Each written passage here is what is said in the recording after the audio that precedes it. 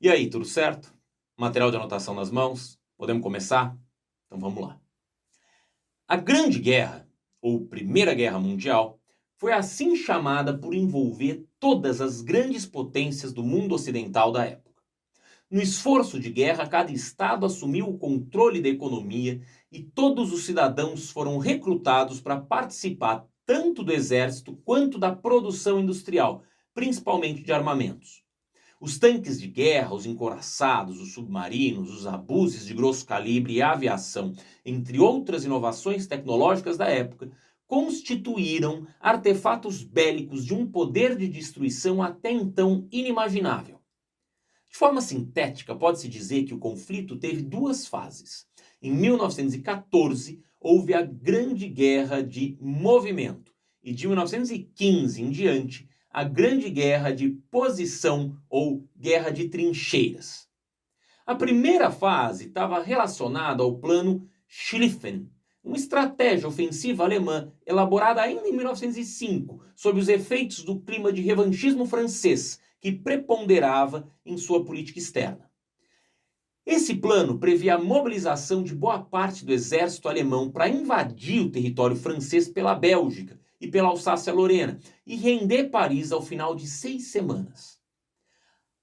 Alcançando tal intento, os alemães julgavam que estariam livres para enfrentar os russos, direcionando suas tropas para o ataque e a invasão daquele país.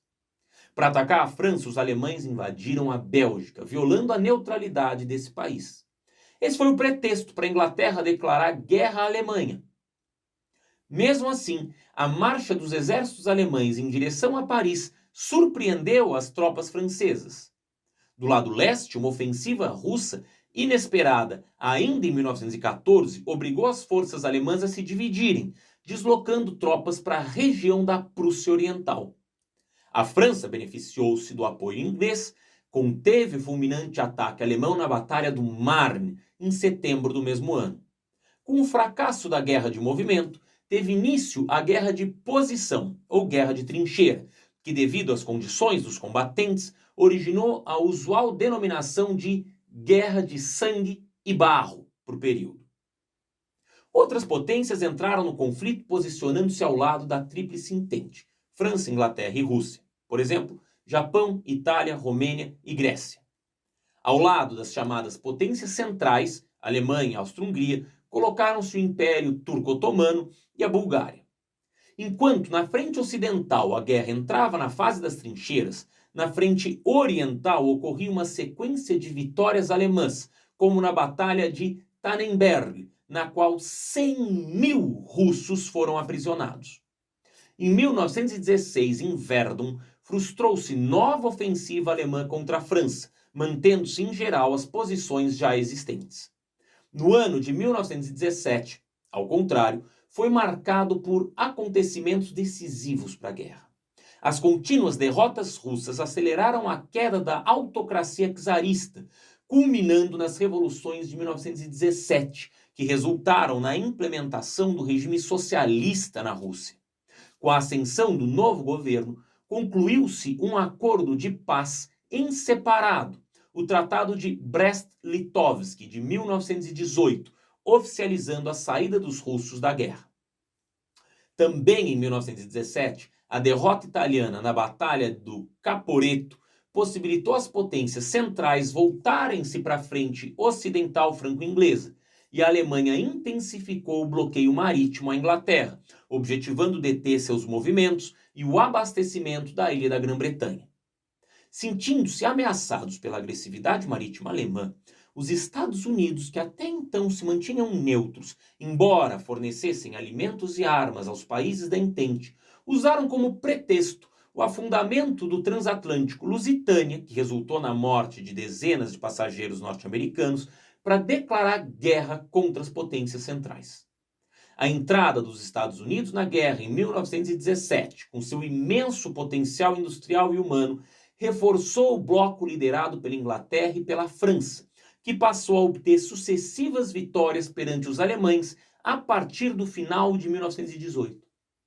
A derrota das potências centrais diante da superioridade econômica e militar dos aliados, como eram denominados os integrantes da Entente, acarretou a renúncia do Kaiser alemão em novembro de 1918 e a assinatura do armistício.